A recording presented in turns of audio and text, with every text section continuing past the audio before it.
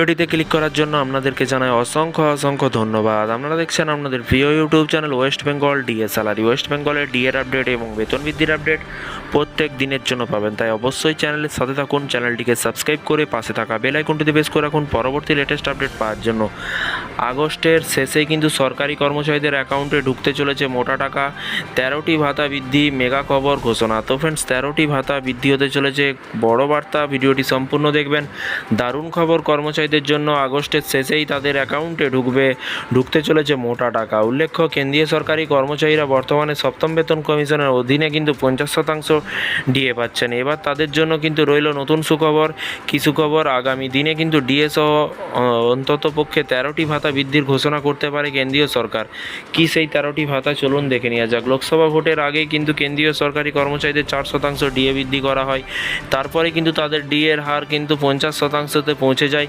এরই পাশাপাশি কেন্দ্রীয় সরকারি কর্মচারীদের মহার্ঘ ভাতা ছাড়াও কিন্তু অন্যান্য যে সকল ভাতা বৃদ্ধির বিষয়ে জানা গেছে তা মূলত সপ্তম বেতন কমিশন নিয়ে কিন্তু অনুসরণে। এরই পাশাপাশি সপ্তম বেতন কমিশনের নিয়ম অনুযায়ী কিন্তু মহার্ঘ ভাতা 50%-এ পৌঁছে যাওয়ার ফলে কিন্তু অন্যান্য যে সকল ভাতা রয়েছে সেগুলি কিন্তু বৃদ্ধি পেয়ে অন্ততপক্ষে 25% হবে। আর এর ফলে কিন্তু কেন্দ্রীয় সরকারি কর্মচারীদের বেতন অনেকটাই বৃদ্ধি পাবে।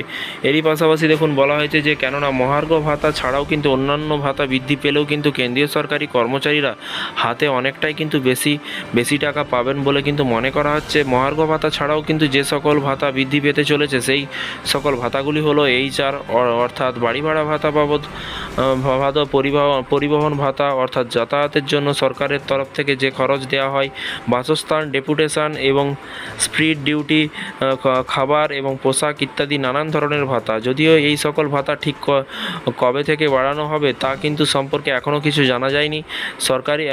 সরকারি পেনশন সংস্থা EPF এবং কেন্দ্রীয় সরকারি কর্মচারীদের সাম্প্রতিক সুখবর দিয়ে এমনটাই কিন্তু জানানো হয়েছে।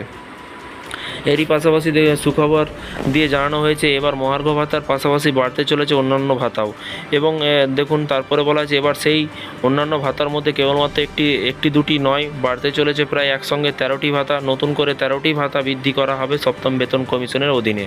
তো কেন্দ্রীয় সরকারি কর্মচারীদের নিয়ম মতো কিন্তু সব কিছুই বৃদ্ধি পাচ্ছে, আর রাজ্য সরকারি কর্মচারীদের মাত্র 14% ডিএতে গিয়ে কিন্তু আটকে গেছে। আপনাদেরকে একত্রিত হয়ে আন্দোলন ধর্মঘট করতে হবে, তবেই কিন্তু এই ডিএ দিতে পারবে মাননীয় মুখ্যমন্ত্রী। বুঝতে পারলে যে সরকারি কর্মচারীদের চাপ দিতে হবে তবেই ডিএ মিলবে মনে করা হচ্ছে, বা আনুমানিক একটা আমরা আন্দাজ করে বুঝতেই পাচ্ছেন। কারণ বারবার শুনানি পিছিয়ে যাচ্ছে, যেইভাবে সরকার এগোচ্ছে সেইভাবে কিন্তু রাজ্য সরকারি কর্মচারীরা এগোতে পারছে না, বিভিন্ন দিক থেকে সমস্যার মধ্যে পড়ছে তারা।